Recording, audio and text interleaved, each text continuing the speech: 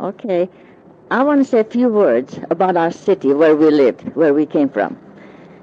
It's four walls all around, 50 feet high and 15 feet wide. So, and had four doors. Every night, 6 o'clock, they close the doors. No enemies can get inside the city. And then in the morning, they open the doors. And after we get out of the walls, just about 2 blocks away, there's a Tigris River pass by. We're so close. Well, that's enough for our city. And my father, when he was a little child, his father was very, very rich, exceptionally rich. But something happens in his life or government, money changed, and he lost all the money, all his wealth. And I think he signed something. All the creditors came and took everything he had. So he was just empty on the ground, this dirt floor. He couldn't stay there anymore. So he took my father and the rest of his wife, there was only 3 of them, went to a little village. My father was only 7 years old then. So they went in that village and they just made a living until my father became about 21 years old. Then they moved to our Dickernaget again. Then they started all over again, opened the store, and they made good living. He was 21. When he was 26 years old, he married to my mother, Rebecca Boyajian. She was 16. My father was 26. They married 1880. By the way, I forgot to tell, my father born 1854. So he got married 1880, and 1895 massacre took place. I don't know if the children understand massacre or not, but whatever it is, the Turks killed the Christian people. Well, my father was in a store. Before I say that, my mother bought a house. My mother and my aunt. They bought a house together. We moved in that house Tuesday, and Friday this massacre took place. And left-hand side was all Turkish people, and the right-hand side was all Christian people. And we were the first Armenian Christian man next to the Turks. There, all our windows were, they could look in our house, in our yard, in every place. And we haven't seen them, and they haven't seen us. When massacre started, my father was in his store, and we were in a house, and we heard, all kind of guns and commotions. Of course, our house, the door were locked. And my father says, what shall I do? Well, he has to come to his family. Of course, he can't do anything, but he wants to be with them. If he's going to die with the family altogether. So he started a run. His store is good 7 or 8 blocks away. So he was running, and the about 20, 21, 25-year-old boys with the great big swords running after my father. And my father's running, and they're running. They want to kill my father. And let my father stay there now.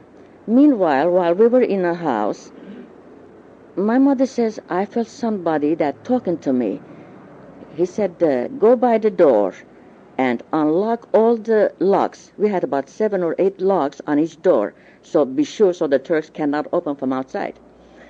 So that inside voice told her that to go and open all the locks and just leave one lock. And then he said, put your hand on top of the lock and wait there. And that's what she did. She went there and just stand by the door and wait. Meanwhile, my father was still running, poor man, and the Turks was gaining ahead all the time. When my father was about half a block away, he just hollered, Rebecca, open the door. When my mother heard that voice, right away she opened the door, and meanwhile my father was just got in, and my mother closed the door. And the Turks were just about maybe few feet away. They were just in a second, they were going to get him. But see now, I can see, like my sister said, we can see God's hand that showed us just stay there. As soon as you hear a voice, then open the door. So my father's life was spared. So he came inside, and he just dropped on the floor. We thought he was dead. Actually, he was dead, we thought. His face was white, and he was running and out of breath. Anyway, we stayed a few minutes, and he took his breath back again. He got up. Now he says, what shall we do? We can't go in the street. The Turks will get us. If you go on top of the roof, as I said, there's a wall, all around the city. All the soldiers were on top there, and they shoot every one of them. Well, how on earth, what are we going to do? If we stayed over here, they're going to come and kill us, sure as we live. So he just thought a minute, and he had an idea. Looks like somebody told her, why don't you make a hole in a wall toward the right-hand side where the Armenians are, and go next door. So he did. And the walls are strong, made with bricks and stones. But he worked hard, and he made that door, the hole, big enough so we could just crawl in. And after we got in, there was about 8, 9 people in there, our neighbors. They were scared to death. Well, we found now we know how to do it. So the next wall, we go make another hole to go another house. So house to house, oh, we went good deal, I don't know, maybe 8 blocks, quite far away. We want to go behind the embassy, English embassy place where it is. That's safe because they had all kinds of soldiers to protect them. With the hard effort, but every time we go, the people increased. Each house that people lived, keep on increasing. Finally, we got our destination.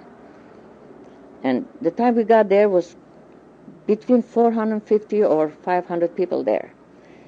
Fortunately, that man had a big yard, so we all stayed there. Nothing to eat, nothing to where to sit or sleep for 3 days and 3 nights. And meanwhile, of course, the children are hungry. They make noises. Don't make no noise. Don't make no noise. The Turks comes and kill us. But there's one woman standing right next to us. Now, my father and my brother Jim was a little further down. But my mother and us 3 girls were together. And she was carrying Aznif, and she was about a year and a half old. And she's hungry, she's crying. Naturally, one time you don't eat, second time she's crying because she's hungry. And the lady says to my mother, choke her, kill her, so the Turks wouldn't hear her, so they wouldn't come kill us. Well, my mother says, are you crazy? How can I kill my poor innocent child? She's hungry and she's crying. Naturally, she's going to cry. Well, she's waiting a minute or two. She saw that my mother's not doing anything. She just grabbed from my mother's hand, my sister, and she put her 2 hands right on her neck, tried to choke her. She was going to kill her. And meanwhile, my sister, my oldest sister, she was older than me. I was 9 years old, and my sister was 13 years old. And she grabbed that woman's hand, and this little finger she put in her mouth, and she just bit up to the bone.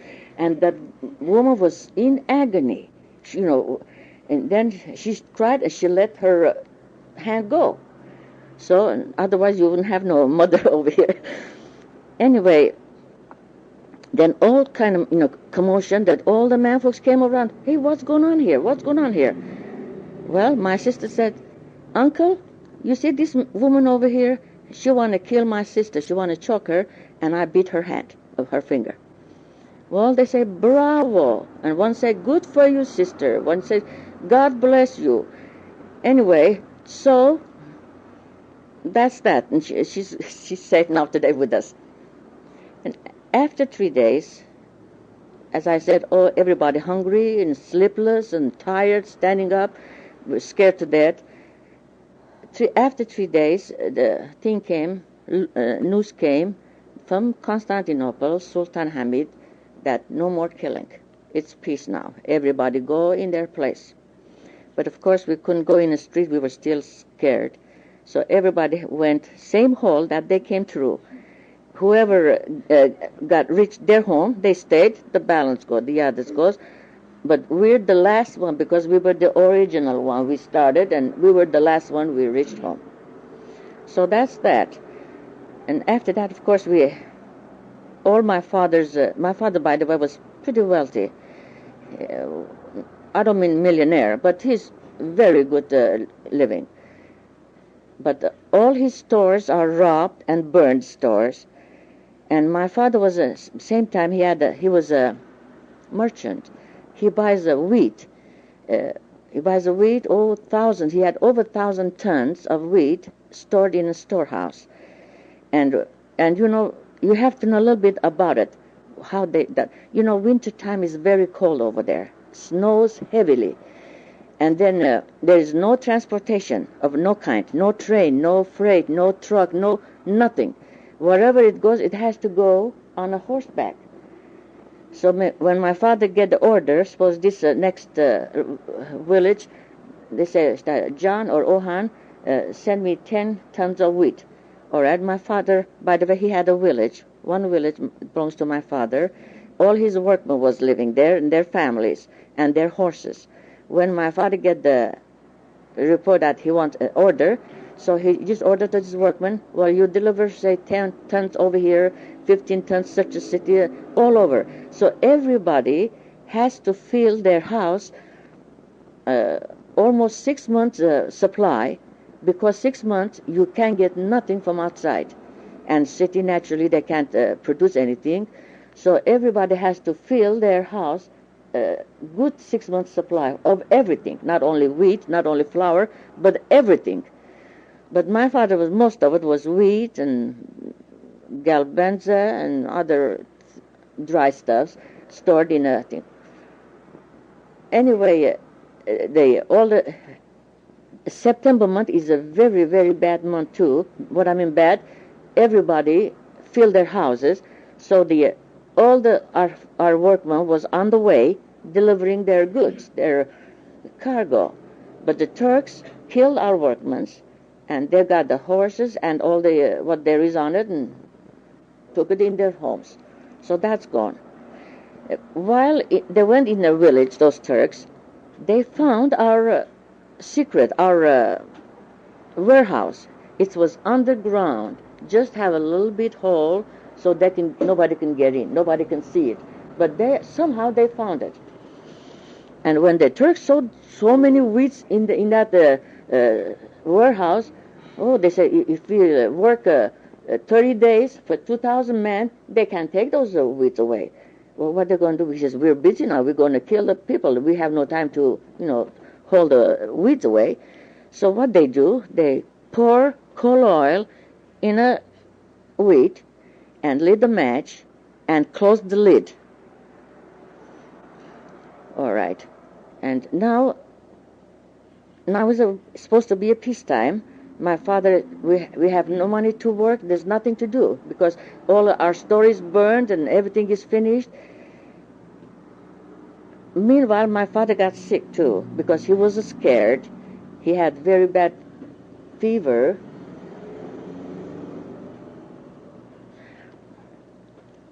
And so he couldn't go his village to see whether his wheat is safe or not. He was expecting that if everything gone, at least I have 1,000 tons of wheat, that we can still live on. But he couldn't go, and on account of 3 reasons. He was sick, one thing, and he was scared to go, another thing, because, he had to go through mountains, hills, and lots of Turks, lots of highway robberies on the way. He was scared to go. And the third, he couldn't go anyway because snow. The horses cannot walk in 3-4 feet deep in snow. So he didn't go. He says, if my wheat is there, it's there. It's not there, it's not there anyway. So he went there 6 months afterwards.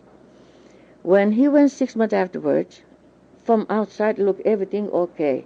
When he opened the trap door, all at once, flare, the whole thing, because oxygen, the wind and thing came, and it flared the whole thing up.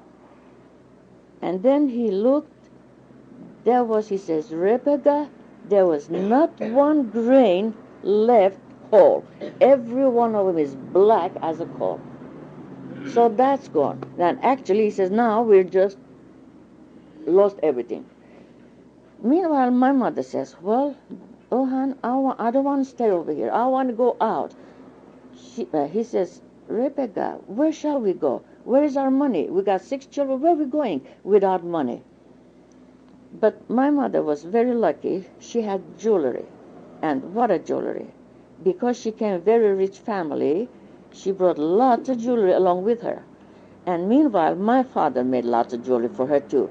The reason why, they make so much jewelry, maybe you don't know, because when you make money, you don't know what to do with your money. If you keep it, you lose it or they get it. You can't put it in a bank because the Turks govern the bank. You can put it in a bank, but try and get it.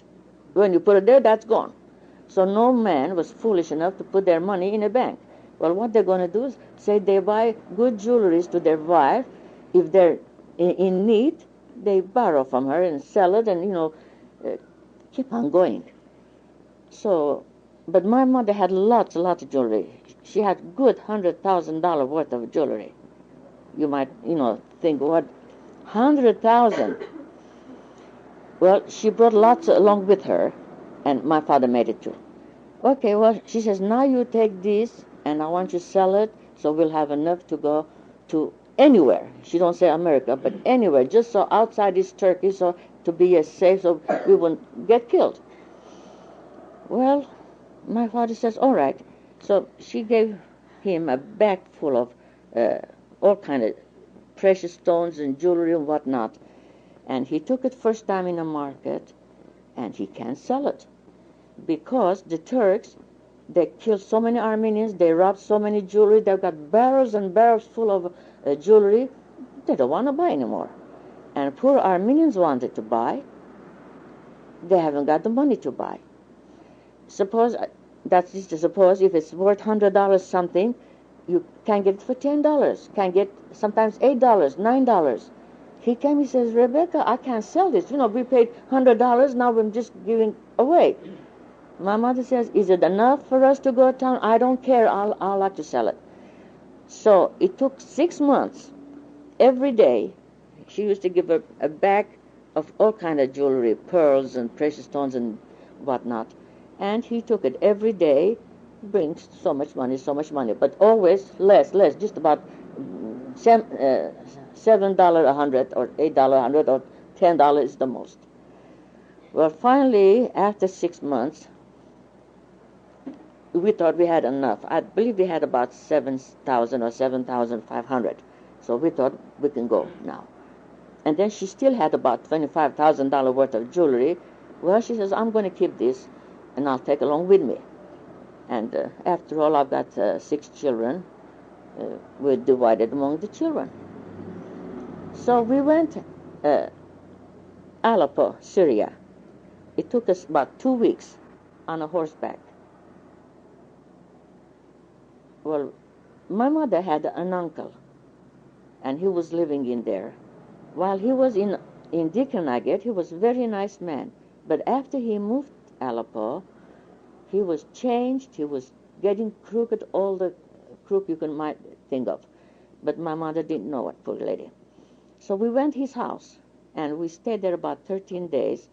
In order to get a visa, they have to get it so we can go. And my mother, poor, simple way, she thought she wanted to show her jewelry to her uncle. She said, Uncle, we had so much jewelry over here along with us, and I'm start taking along with me. When he saw that, his eyes really popped in his heart. He had what he's going to do. He says, Girlie, this is very dangerous to keep it over here. He says, let me have this tomorrow. I'll take it to my safe in store. It's a great big safe. Nobody can steal it. When you're ready to go, I'll bring it.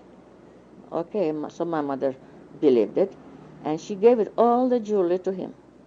So now, about 13 days afterward that we were ready to go next day, she says, Uncle, she said, please bring my jewelry.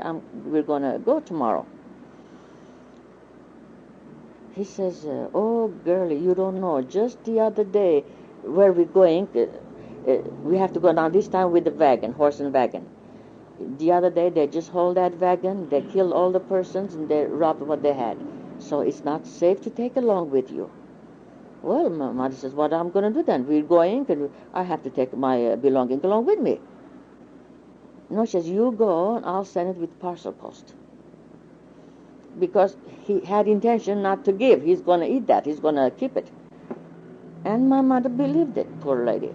So we went to Egypt now. And we stayed there about 7 months.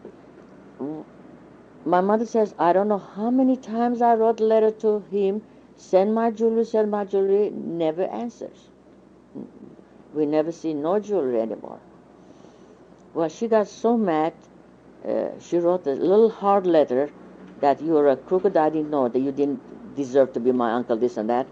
And then she says, you send all my jewelry to all countries, my brothers, and let them sell it and send me the money. As if he did. I don't know, about a few months afterwards, we received a letter from uncles, my mother's uncles, brothers. He said, well, my uncle sent the jewelry over here, and we sold it for $75. Then my mother wrote back to them. She says, what is it that he sent it? What was it? Because she knows what she had. Oh, they just mentioned a few pieces. Actually, they just sent just a few pieces just to keep my mother's mouth shut. So that's that. That's gone. All our jewelry was gone. Well, we lived there about 7 months, and my father wasn't doing anything. We were really very, very poor. And one day, George Elia, do you folks know George Elia and his brother John, the oldest one, came, and he says, how are you, this and that? How are you doing? My father says, John, I'm not doing anything. We're very hard up. He says, you go home and pack everything and come Africa. That's where we're living. And we got a good store, and we make you a partnership with us. So next day or next week, we gathered all our belongings and packed and sent it, and we went. Africa was quite a long ways, too. We went day and a half with train, and I believe 2 days with the boat. Anyway, we reached Africa, and they took us in. They make partners with them, and we were making real good money then. Now we're going to get gypped another way. We're waiting for our package to come, our belongings to come. We wait and we wait, no answer. 1 week, 2 weeks, 3 weeks. We were living with them, 8 of us. And finally they went and inquired. Well, they say one Turkish embassy, Turkish consul, is that what you call consul? Embassy? Anyway, he took it to his house, ordered his house, and he opened our belongings, and they got all the best things they could get, and the rest junk, they sent it to us afterwards. And when I said my mother came from a rich family, she brought lots and lots of dowry along with her. They call hope chest. She had really beautiful stuff. Oh, well, let this stay over here. By the way, I forgot to tell one thing. When the massacre took place, when my father's still not home yet, the Turks, about half a block away, there was a Turkish mosque. And Turkish mosque, as soon as they got up from there, they were going to come direct to our house and rob us and kill us altogether. But our neighbor, being a Turk, he hasn't seen us, we haven't seen him, but we were his neighbor. He got outside and he took his sword like that. He says, now you turn the other way. He says, you can't touch my neighbor. You cannot break their house, their door, and turn the other way. So those Turks, our neighbor, didn't save only us, but he saved the whole, that section of Armenia. Otherwise, they were all going to get killed and robbed. So, in other words, our house wasn't robbed. Our house was saved. So my mother had lots of, I said, the dowry that she brought along with me, just beautiful stuff, very expensive things that nobody can imagine. She didn't sell those things. She kept it. She says, I've got 3 girls. She says, when they get married, I'm going to give some of each to my children. But now the Turks, got every one of them, just what they wanted. And then, so we were robbed now over here the third times. You call anything you want. Well, after now we stayed there about 5 months. My father was doing real good. Then he changed his mind. He says, Rebecca, I want to go to America. My mother says, what for? We're making good money. We're making good living. Why shall we go? Well, he said, money is not everything. He says, we got 6 children over here, 3 girls and 3 boys. Someday, now they're small now. Someday they're going to be big. They're going to grow up. Who they going to marry to? These African people? No. My mother says, well, I never thought of that. She says, no, I'm just thinking of our living. No, he says, while going is good, he said, I like to go to America and let my children grow up there and be somebody. So he decided to come. And before he came, we had what shall I say? My grandfather had a maid.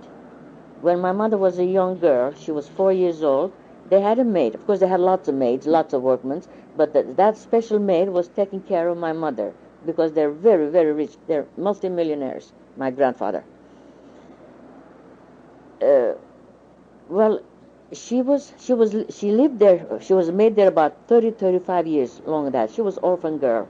Then somebody came from outside, asked her hand, and my grandfather, as a father, and gave him consent and got married, and he gave even a dowry to her too, so she wouldn't feel bad about it. My mother says, I thought she was my sister, my older sister. We always call her Auntie, but she was just a maid. She was really a wonderful girl, but her husband is no good. We're going to come to that. Now they got married, and they came to America long before massacre took place. So they were here safe. Now, when my father was going to come to America, is it all right? He wrote to him. He says, Mr. Ananian, I'm coming to America. What do you think? He says, by all means come. But he says, before you come, be sure buy me 25 rugs. No, pardon me, 12 rugs. And then my father went to the rug house, tried to buy some rugs. And it was beautiful rugs. Only $25. My father just got, shocked. Then he wrote a letter again. He says, Mr. Ananian, is that all you want, only 12? He says, the rugs are just beautiful. And very cheap, only $25. Great big rugs. Well, he says, you bring me 12, I'll be satisfied. Okay. Then when my father went to buy, he had an idea. He says, I'm buying for him. Why not buying 12 for us? We're going to America too. I got 6 children. We give 2 rugs to each children. So they have something to remember us. So he bought 12, well, he bought 13. He bought altogether 25 rugs, $25 a piece. So we started a journey to come America. While we were in a boat, my mother put 1 rug on the floor, and we were sitting on it. One man came. He says, will you sell me this rug? How much you give? He says, I'll give you $50. Well, my father bought 25 just the same week ago, and now he's making twice as much. So he says, I sell that. So he sold 1. Now we got 12 ourselves, 12 for that Mr. Ananian. Okay. So we went to his house, and we gave the rugs to him. Oh, he was so pleased with it. Just so pleased with it that he didn't know what to do. He says, each rug worth $500 over here. Anyway, he was glad about it. But he didn't know that we had 12 ourselves. When he saw that we had 12, now he's got an eye on it. He wants that 12 rugs. Well, my father says, Mr. Ananian, I told you, if you wanted more, I could get 100 of them if you wanted to. But this is mine. I bought you 12, you're satisfied? That's what you asked. And what do you want more? This is mine, I brought it. No, he says, you're going to give that rug to me. I want them. I'll pay you $25 a piece. Well, I know you would. Well, we stayed there about 2.5 months around there. And now my father wanted to go Patterson because my aunt, uh, Aljan, was living in Patterson, so we want to go there. This man, Anania, wouldn't let us go. He says, you owe me $300. What for? Well, how do I owe you $300? Well, he said, you got eight people over here. This is a board. What board? What is board? He don't understand, poor man. What is board? Well, you stayed over here 2.5 months. By the way, 2.5 months, we didn't stay free. We stayed there 1 week free, and then afterwards, my father says, whatever we spend, we divide 50-50. So we pay that. But he wants to fool us. He wants, so this, everyone, so much a week, so much a week, so much a week. You stay there 2.5 months, so it makes $300. The reason is he wants to make $300, and he know we haven't got the money to pay. And, well, give me the rug. That's what he wants. So finally, he took it. We couldn't go. He wouldn't let us go. But 12 of them. But my mother says he just took one. And she sat on it. She says, if I die, she says, you're not going to have this one. So she just kept only one. And the rest, 11, he took it. Now, I don't remember really that he paid for it or he took it just free. I can't. But he paid $300, his portion, the first one. But our portion, I don't know whether he took it or not. Well, he says, you owe me $300 for the board. And so we moved Patterson. Then we stayed there 5 months, and my father couldn't get no job. And finally we came back again, Sterling. We moved to Sterling again. Then I went... my father had a job. He was making only $7 a week, poor man. And he could go of it. Well, meanwhile, I had a sore eyes. My eyelids was getting red and think I needed a clinic, real medication. So, meanwhile, my sister Arusha got married, and Harry says, Dad, he says, why don't you send Rose to my father in Jersey City so she can go to New York clinic and get the help. So I did. I went there, stayed there 8 months. It took a whole year, 8 months. Then afterwards I came home. I used to go once a week. First I used to go 3 times a week. Anyway, my eyes got well. Now I'm 13 years old. I should go to school. But my father says, I'm sorry you cannot go to school because we need your help. My sister is old, but she got married. So I'm the one supposed to be to work. I went to work silk factory, 10 hours a day, 6 days in a week. And I was making $4.50 a week. And meanwhile, my mother, she used to go to factory and get the rolls, big rolls of a silk bolt, you call, and bring it home with a tweezer, just cuts all the silk so they can... So she was making about $3.50 a week.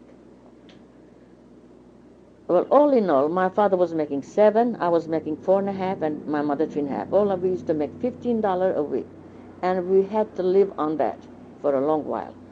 And after 3 years, then we went Holyoke, Mass. We moved there. It's a big city, beautiful city. And we worked there 1 year. Then I became a regular weaver. I used to make $9 a week. And after 1 year, my brother, Jim, we want to go to California, So we came to California. We came 1903. We moved to Fresno. And we stayed there ever since until now we came to... so this is our life. This is our... But a lot of other, incidentals that I couldn't remember very well. What part of Africa did you go? Sudan, Africa. Interior Sudan. Interior Sudan, Africa. Is that up the Nile River? Nile River was in Egypt. Oh. Nile River was in Egypt. We used to go every Saturday. We used to go Nile River, and the English soldiers were there having their... we were just thrilled to see them. How come your father gave these lemon rugs to this fella, this crook, for $300? Why didn't he charge him $500? I wouldn't have given them to him. Listen, Jim, we're new. We don't know how to speak English. We haven't got nobody on earth and no friends. What are you going to do? And the man is crook. What are you going to do about it? He takes him in his home, see? No, They have no place to go. I would leave his home. I'd take the rugs and sell Yeah, but them. he won't let us go. Well, why don't you sell the rugs and then give him Well, $300? honey, if it's now, it's different. But then you can't take like. Contacted the pastor of an Armenian pastor. There was no pastor there. The village that we were living there was only 700-800 people all together, all in all. No church or nothing. What town is this in? Sterling, New Jersey. What do you say? What? What town did you first arrive when you arrived in the Yes, United States? Sterling, New Jersey. Sterling, New Jersey. Yeah, that Ananian came in Castle Garden in New York, took us there, and took his home. What year did you come, Auntie? We came 1897. September 18, we arrived New York, You Castle. don't remember going to the ship, huh? No, I don't remember the ship. Luke told me once, but I've forgotten. How old was I, sister? You when was we came you to America? you was about 3 years old. When you were for 3 days and 3 nights gathered together there, awaiting imminent attack by the Turks, were Yeah. you at that time on the grounds of the English consulate? The English consul was back of us, just a wall between Oh, us. I thought you tunneled through the hall to the property of the English consulate where you were No, receiving protection. no, just a Christian Armenian houses, wall to wall, until we reached just behind that consul, next to it. But Did you contact the consulate? Was he giving? Could he oh give no, he couldn't do nothing. I see. He was helpless himself. He had soldiers to protect him. I see. This was your dad's idea of burrowing into one house to another? Yeah, that was my father's idea. Actually, he saved a lot of lives just doing He that idea. sure did.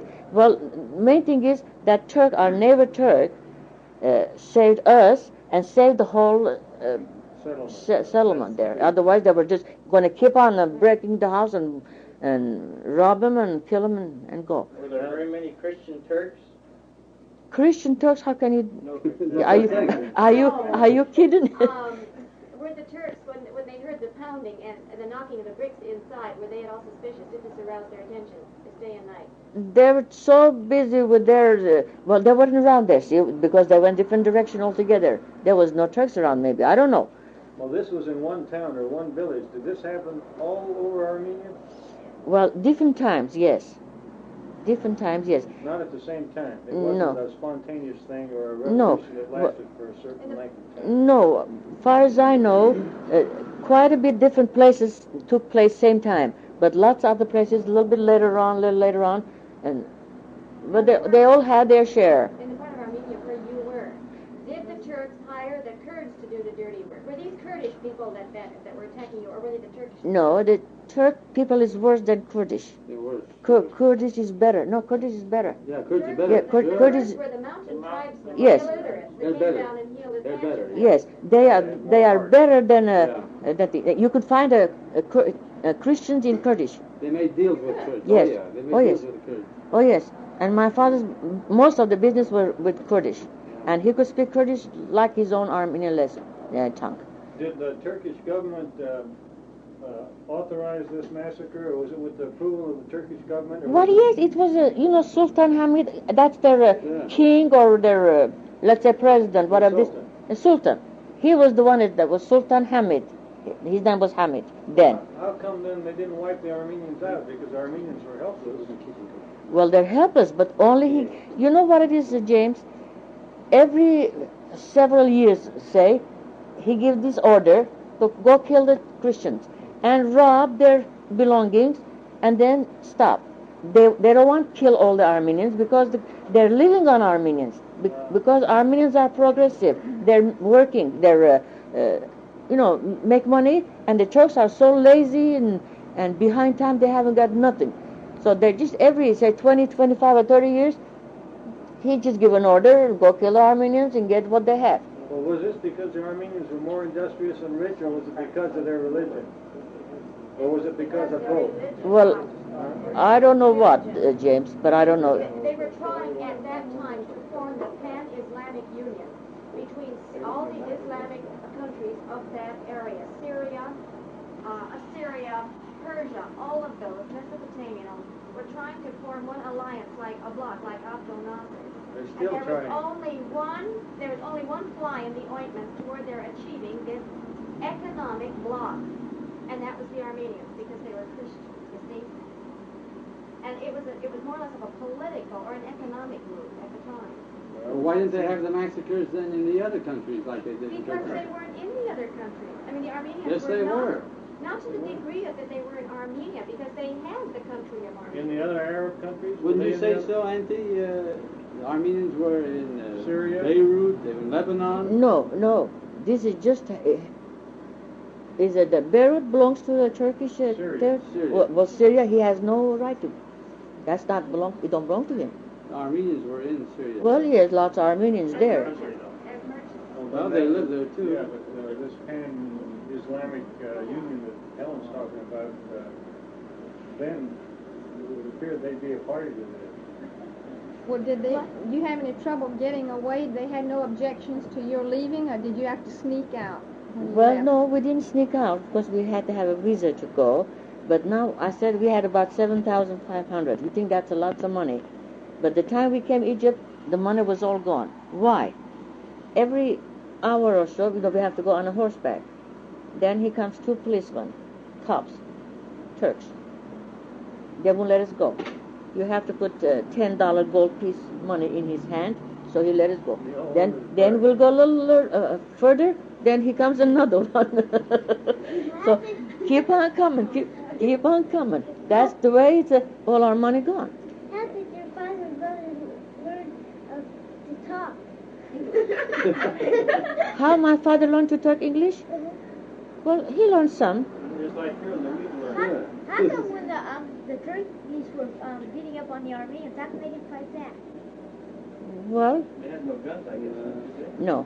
no guns at all. You're living in their country, how could you? No, we're just subject to the Turkey. That's all. That was Armenia. Well, you killed a little fight. Just the knives. Well, we had few. Some of them, they did have guns and hide away. But what the little mice can do with the cat? No, can't do nothing. At this time, then, were these towns that you were living, the Dikhanaget? town that you lived in, Dikhanaget, was this in Armenia or was it in Turkey? It's in Turkey. Honey, we haven't got no Armenia. What? Armenians live in Turkey. We're subject to Turkey. We haven't got no kingdom. Once upon a time, we did have a king, but somehow we lost it. How long ago was that? Oh, This time? well, a long time ago. I read in history, but I don't remember. You weren't in Armenia then, you folks were in Turkey. Well, once upon a time, as I said, we said Dikhanaget. Dikran, our king's name was Dikran. And then that's why he made a wall, a strong wall, so that was his fort. So nobody can get in and go out. We were very safe. They never dream about the airplane that they're going to go over it. So, 50 feet high, no gun can shoot them. Nobody can climb. So, and then when the city was, I think far as I remember, was 4 miles square. All those heavy walls. They're not solid every place. Most of them are solid, but most of them are hollow. It's like a warehouse. Oh, they store there all kind of weeds and dry stuff and guns and ammunition, all things like that. And the water, as I said, the Tigris River were passing by. They made it so secret passage, so it comes in our city. In case the enemy comes, if they stop the water, so we will have water to drink. Why would the Turks save all the Armenians? Turks didn't save, honey. No, but that neighbor. Well, yeah, our neighbor did save. And after that, really, we were so scared to death, every time they call us to their house and they come our house, my mother just scared to death. So she just pestered my father to, let's get out of here, and we did. Was it a common practice at that time to wall in the cities of that vicinity? Not every city, no. Just those that had strongholds. Well, far as I remember, all the Turkish things, ours is the only one. As I said, once upon a time we did have a kingdom, and his name was Dikran. And then they named our city Dikhanaget. Well, Dikran means Richard or Richardson, you might call. Auntie, was it your mother's father that was wealthy, multimillionaire? Yes, my mother's father's uncles. They're very, very rich. uncles. Yeah, uncles, two brothers. Yeah. Well, he was a minister, though, wasn't he? Your mother's father. No. Well, who was the priest? Wait a minute. No. Before my mother was born, Yeah. all our Armenian people are Lusavorchagan. Yeah. There was no Protestant there. Yeah. And my mother was born, and her father was, my grandfather was a priest. Just in a jam, Lusavorchagan church. Yeah, sure. Well, my mother was baptized in that church because she was Lusavorchagan. While she was baby, they baptized them when they were little babies. And after that, the missionaries came. I don't know whether English missionary or American. So they brought the Germans. It could be. So they brought the Protestant there, and Harry, my sister's father-in-law, was the first man accept the Protestant, and my grandfather was the second man. So that's just the reason. And then that's my mother born in 1864. 1864. My mother born in 1864. Right at the Civil War time. Yeah, so that's the time that the missionary came and brought the Protestant there. And say 1895 is only 30 years ago. 64 and 94. That's 30 years.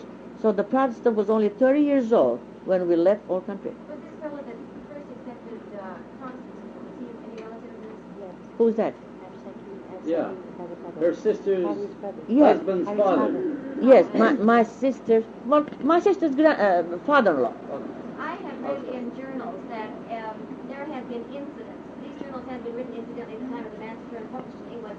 There had been incidents of the Turkish women taking compassion upon certainly the Armenian women. Well, there was. And they offered refuge to these Armenian women in their harems. Now, have you come in contact with any of them? Yes, well, there was a very nice Turkish woman too. They kept it, some Armenians too. But this is not our time, not 1895. No. Yeah, no, afterwards.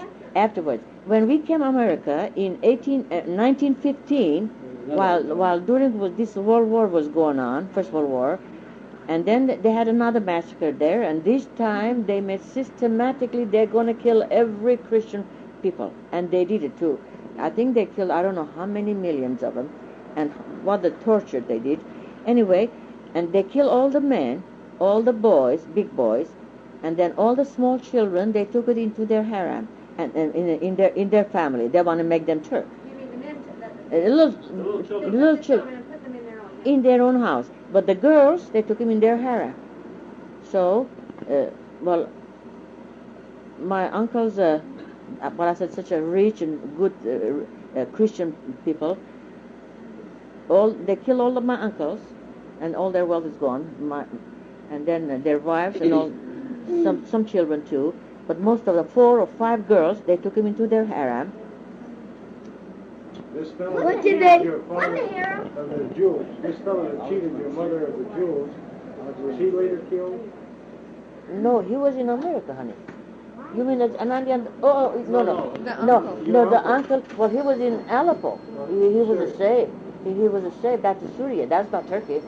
What did they use to make the holes so they could go from house to house when they were going house to house? Well, afterwards, honey, everybody has to fix their walls so nobody can go wall to wall. No, he means what did they use to overcome it? Well, I don't know, honey, what he used, a hammer or a chisel. I don't know what. When you're in a hard place, you want to use anything just so to get by. Well, I didn't know they had those. I didn't know they had those. Is this finished, George? Did they? Is this finished? Is this going? Yeah, let it keep on going. Is this still Yes, going? Yes. Yes. Oh, boy. It still has some. Were you given any aid?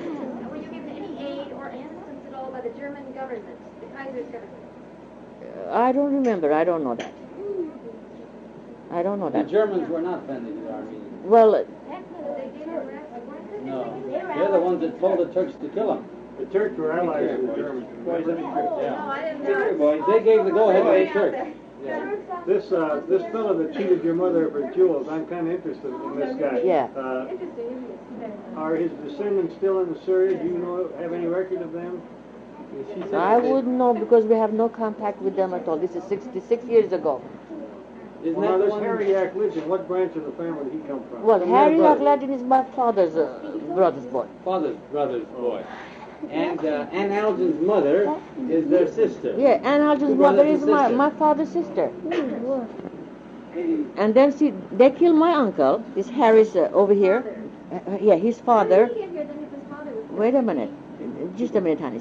They killed his father, mother, and they had one sister, so pretty, blue eyes, light hair. She was really beautiful.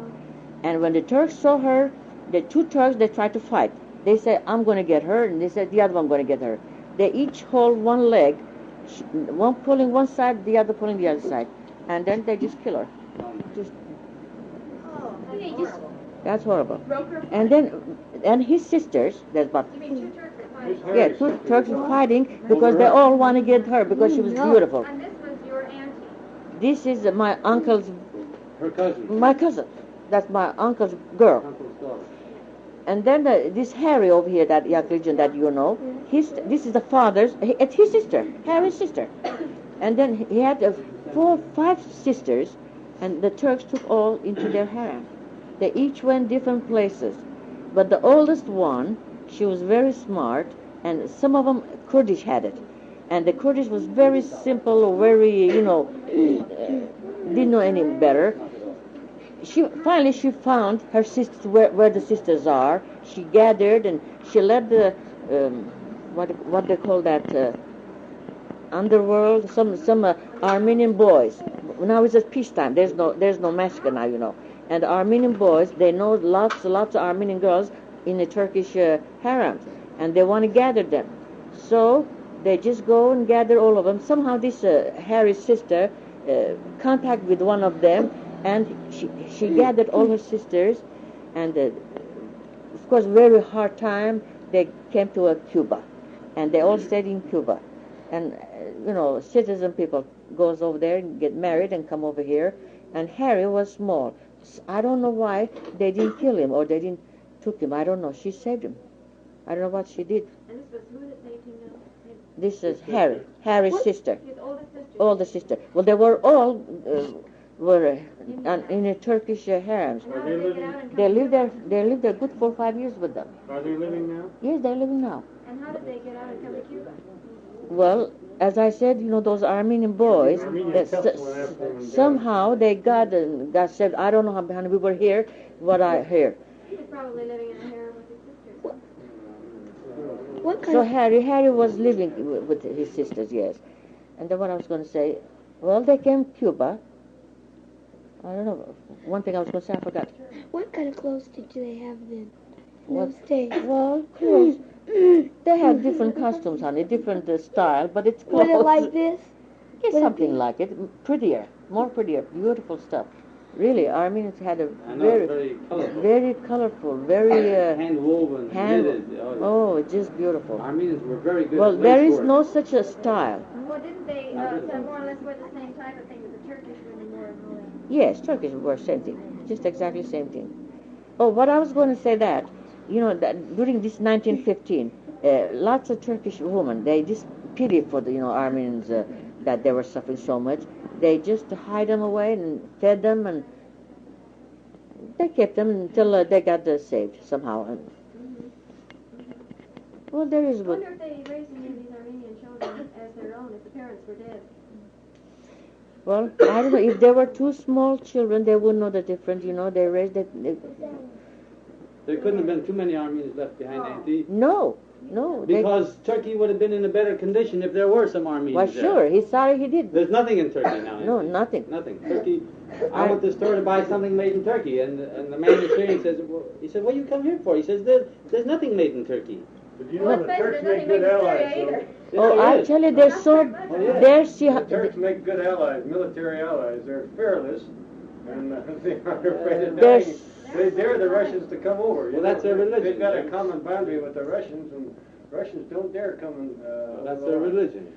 They die for Turkish Muhammad, people are for so Allah. behind time, Allah. so behind They time. go to heaven. When they die. There's a recent article in National Geographic on Turkey, and it just appalls you how behind it is. I mean, There- really, it's 1,000. It just It's at least 200 years behind time. 200. Why don't you say 2,000? 2,000. And if it wasn't for And- this, and you know what? Ataturk, if it wasn't for Ataturk, they'd have been 4,000. Yeah, I think so. Yeah. And you know, Abraham time when I read in the Bible, it says what they eat, how they act, how they think. It's exactly the same thing. Now I'm going to tell you one thing. You know, it says in Matthew 24, last part of the chapter, it says when wait a minute, two women, if it's two person, one is taken away, one going to left behind. And when two women are grinding meal, one will be taken one out. And then we're doing same thing over there. There is no way to make flour. We had fun. I did it myself, and my husband did it too. It's a round stone, about 2 inches thick, and inside a hole, there's a little bit gadget in it. And we put the sheet on the ground, and we put that stone on top of the center. And then two women, one front, one here. They both hold with this gadget. With their left hand, they pour wheat, and then slowly we just grind. And between those two rock stones, the things comes. Bulgur, you know, we make bulgur. Bulgur comes, and that's the way it is. Did the women wear veils in those days? Yes, well, the Turkish do, not Armenians. The Mohammedans. Mohammedans. Oh yeah. Did they have? What did they have? Did they just when the Turks were attacking? What did they have in the houses? Did they have furniture or what? You mean Turkish house? No, I mean the kind that you got. Yes, we have furniture. They were civilized. They live in tents. No, Let's see Joe's picture. No. well, this is finished. Let's close this. So let's go down. Yeah. We enjoyed that very much. That was a very good story. Yeah. You know, this is the first Right. time I've heard this. My dad did Well, if tell you us want to that. ask some Auntie, questions, what was your father's father? What kind of work did he do? What was your father's father, the well-to-do one? What did he do? well, he was well-to-do once, but while my father was young, but afterwards he lost his. Then afterwards he was just making a living, just a store, have a merchandise, but Grocery store or no merchandise. I think clothing and things like that. But my mother's side, uncle's side, they were very rich. Well, they were merchants. They had the villages and towns and all kinds of. They were rich. How about that? They But what's good their riches? They killed them all and lost everything for them. They want to talk to you on the phone.